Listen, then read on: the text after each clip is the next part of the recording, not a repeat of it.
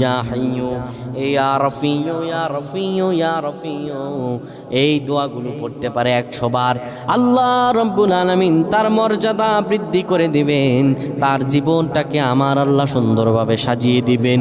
বিপদ আপদ বালা মুসিবতগুলো আমার রব্বুল আলামিন দূর করে দিবেন। আল্লাহুম্মা আমিন বলেন।